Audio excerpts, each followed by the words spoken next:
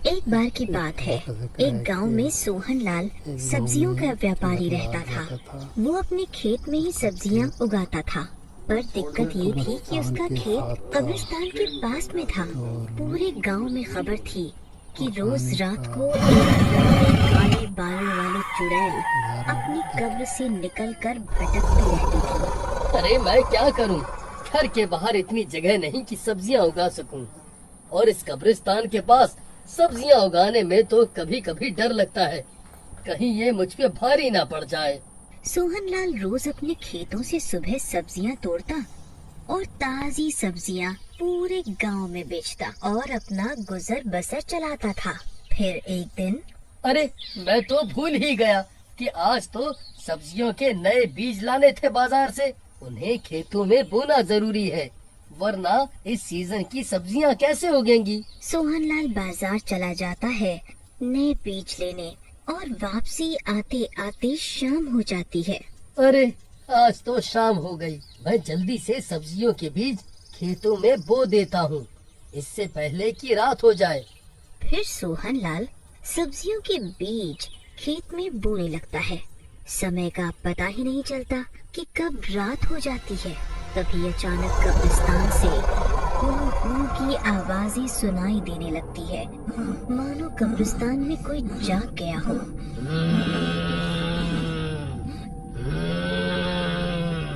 अरे आज तो मैं बिना कसूर ही मारा जाऊंगा। जल्दी जल्दी काम निपटा सोहन, वरना आज तो तेरा काम तमाम है। डर के मारे सोहन लाल जल्दी जल्दी बीज बोने का काम करने लगता है। तभी उसके पीछे चुड़ैल आके खड़ी हो जाती है। चुड़ैल की भयानक हंसी सुन के सोहन लाल जैसे ही पीछे पलटता है, उसकी आंखें बाहर निकल जाती है। कौन कौन हो तुम? और मुझे ऐसे क्यों देख रही हो? जैसे ही चुड़ैल अपने काले लंबे बालों को अपने चेहरे से हटाती है और भयानक चेहरा दिखाती है, मानो सोहन लाल पे सांप लौट गया हो। मैं हूँ प्यारे, तुम्हारी जान प्यारी। मेरी जान प्यारी, अब मेरी जान की प्यारी। अरे भागो रे, मर गए, बचाओ, कोई है, बचाओ मुझे। सोहन लाल भागने की कोशिश करता है, पर चुड़ैल उड़ते हुए उसका पीछा करती है और धक्के से गिरा देती है। छोड़ दो मुझे, जाने दो, माफ कर दो, छोड़ दो मुझे। ऐसे कैसे जाने दूं, जाने बहार। फिर वो चुड़ैल सोहन लाल को टांग से पकड़ के घसीटते हुए कब्रिस्तान के अंदर ले जाने लगती है। अरे बचाओ, कोई मुझे बचाओ। अरे आज मैं बिन मौत मारा जाऊंगा। सब्जियों से मैं जीवन यापन करता हूँ अपना, और आज ये सब्जियाँ ही मेरे मौत का कारण बनेंगी। बचाओ रे इस चुड़ैल से कोई।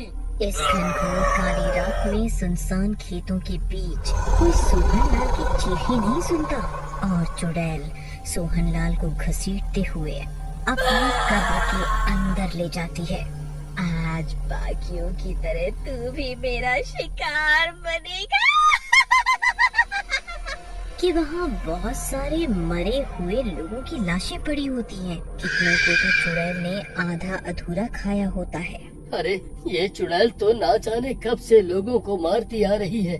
कितनों के सर नहीं है, कितनों के पैर खाए हुए हैं इसने। आज ये मुझे भी इनमें से एक बना देगी। वहीं दूसरी तरफ सोहन लाल की आधी रात तक घर न आने पे उसका पड़ोसी ब्रिजमोहन अचंभित हो जाता है कि इतनी देर कैसे लग गई सोहन लाल को आज। अरे ये क्या, आधी रात हो गई, आज सोहन लाल आया क्यों नहीं अभी तक? वो तो शाम को ही बीज लेके बाजार से आ गया था और खेतों में गया था। उसे तो कब का वापस घर आ जाना चाहिए था। जरूर सोहन लाल किसी बड़ी मुसीबत में फंस गया है, और उसका खेत भी तो कब्रिस्तान के पास है, जहाँ वो लंबे काले बालों वाली चुड़ैल भटकती है रातों को। एक ख्याल कि कहीं सोहन लाल चुड़ैल के चंगुल में न फंस गया हो, ब्रिजमोहन कांप उठता है।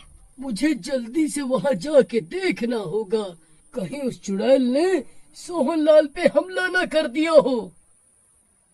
ब्रिजमोहन कुछ गांव वालों के घर जाता है और उन्हें सोहनलाल के लापता होने की घटना बताता है। अरे भैया, हम मिलकर भी उस चुड़ैल का सामना नहीं कर सकते हैं। वो बहुत पुरानी और ताकतवर चुड़ैल है। हमें तो वो गाजर मूली की तरह चबा जाएगी। हाँ, तुम सही कह रहे हो भैया। इस समय कब्रिस्तान जाना मतलब अपनी थाली में मौत परोसने जैसा है। पर हम सोहनलाल की जान को भी तो अनदेखा नहीं कर सकते ना। आखिर हम अपने पड़ोसी की मदद नहीं करेंगे तो कौन करेगा। हमें कुछ भी करके सोहनलाल की जान बचानी पड़ेगी। भाइयों, मैं एक सिद्धि प्राप्त बाबा को जानता हूँ। वो इस तरह की चुड़ैलों को सबक सिखाना अच्छे से जानते हैं। हो तो देर किस बात की, चलो उन बाबा से गुहार करेंगे कि हमारे सोहनलाल की जान बचाने में हमारी मदद करें। वहीं कब्रिस्तान में चुड़ैल के कब्र के अंदर दो भयानक चुड़ैल सोहनलाल को खाने की तैयारी कर रही होती है। कितने दिनों से मुझे ये बासी लाशें खानी पड़ रही थी। आज मैं ताजा मांस खाऊंगी।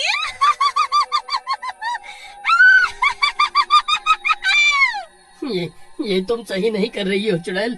तुमने कितने लोगों के घर तबाह कर दिए हैं। तुम जानती हो जिनके घर के लोगों को तुम यहाँ मार कर अपनी भूख मिटाने लाती हो, उनके घर वालों पे क्या बीतती है। तुम मांस और खून के लिए लोगों के घर बर्बाद कर देती हो। चुड़ैल गुस्से में गुर्राती हुई, अब तो मुझे बताएगा मुझे क्या करना चाहिए। हाँ? तेरी इतनी हिम्मत!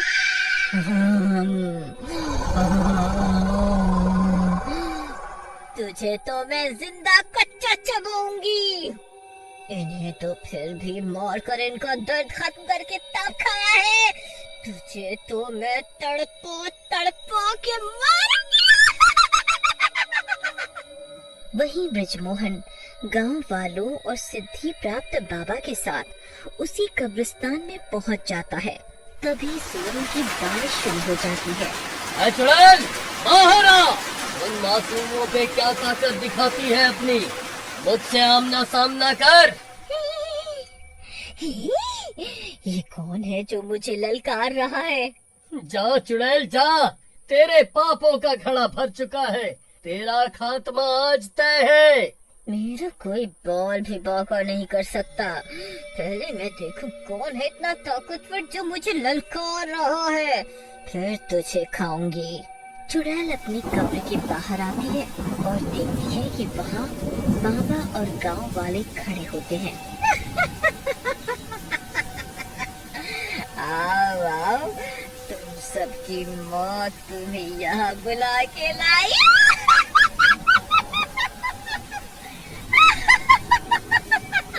फिर वो चुड़ैल बाबा और गांव वालों पर हमला करने आगे बढ़ती है। तभी मौका देख के ब्रिजमोहन उसी चुड़ैल की कब्र में घुस जाता है। अरे ब्रजमोहन, तुम यहाँ हो भाई? तुम आधी रात तक घर नहीं आए तो मुझे लग गया था कि तुम मुसीबत में हो। तुम्हें यहाँ नहीं आना चाहिए था। ये चुड़ैल मेरे साथ साथ तुम्हें भी नहीं छोड़ेगी। नहीं भाई, हम सब गांव वाले आपस में एकता बना के रहते आए हैं और ऐसे ही रहेंगे। अब तुम जल्दी से मेरे साथ बाहर निकलो, इससे पहले कि चुड़ैल को खबर हो। फिर ब्रिजमोहन सोहन की बाहर निकलने में मदद करता है और खुद भी कब्र से बाहर निकल आता है। उधर वो चुड़ैल और बाबा की आपस में लड़ाई हो रही होती है। आज तो तेरा मरना तय है बुरी चुड़ैल। तूने बहुत आतंक मचा लिया, अब तैयार हो जा। इससे पहले कि चुड़ैल कोई शक्ति प्रयोग करती बाबा पे, सिद्धि प्राप्त बाबा ने मंत्र मार के चुड़ैल को मिट्टी का पुतला बना दिया। ये नजारा देख के सभी गांव वाले बाबा की जय जयकार करने लगते हैं। वहीं ब्रिजमोहन भी सोहनलाल को लेके गांव वालों के पास आ जाता है। बुराई पे अच्छाई की विजय, सदैव ही होती आई है और होती रहेगी।